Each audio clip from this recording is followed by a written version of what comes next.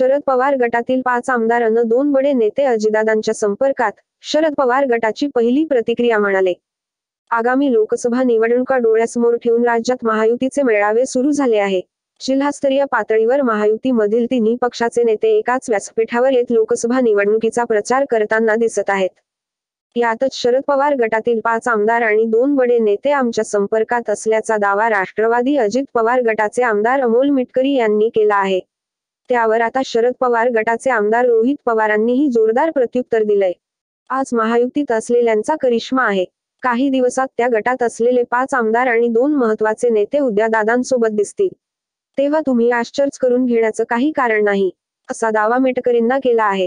तर अजितदादा मित्रमंडळाचे काही नेते भाजपच्या संपर्कात आहेत. एकनाथ शिंदे यांच्या गटातील बहुतांश खासदारांचे मत देखील भाजपच्या चिन्हावर लढवण्याचं आहे. अशा पद्धतीने अनेक जण भाजपच्या वाटेवर असल्याचं मत रोहित पवारांनी व्यक्त केलं आहे. दरम्यान, राज्यात महायुती विरुद्ध महाविकास आघाडी अशी लढत होणार आहे. त्याआधी अनेक जण पक्ष प्रवेश करताना दिसत आहेत. यातच काँग्रेसचे नेते मिलिंद देवरा यांनी शिंदे गटात प्रवेश केला आहे. 5 आमदार अनेक जण भाजप अन राष्ट्रवादीच्या वाटेवर असल्याचं शरद पवार गटाची पहिली प्रतिक्रिया म्हणाले, आगामी लोकसभा निवडणुका डोळ्यासमोर ठेवून राज्यात महायुतीचे मेळावे सुरू झाले आहे. जिल्हास्तरीय पातळीवर महायुतीमधील तिन्ही पक्षाचे नेते एकाच व्यासपीठावर येत लोकसभा निवडणुकीचा प्रचार करताना दिसत आहेत. यातच शरद पवार गटातील 5 आमदार आणि 2 बडे नेते आमच्या संपर्कात असल्याचा दावा राष्ट्रवादी अजित पवार गटाचे आमदार अमोल मिटकरी यांनी केला आहे.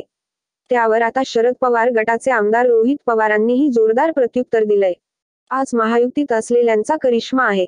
काही दिवसात त्या गटात असलेले 5 आमदार आणि 2 महत्त्वाचे नेते उद्या दादांसोबत दिसतील.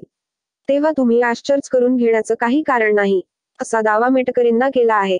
तर अजितदादा मित्रमंडळाचे काही नेते भाजपच्या संपर्कात आहेत. एकनाथ शिंदे यांच्या गटातील बहुतांश खासदारांचे मत देखील भाजपच्या चिन्हावर लढवण्याचं आहे.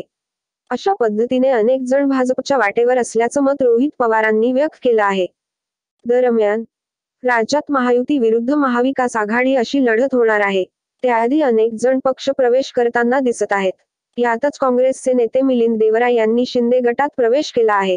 तर अनेक जण भाजप अन राष्ट्रवादीच्या वाटेवर असल्याचं बोललं जात आहे.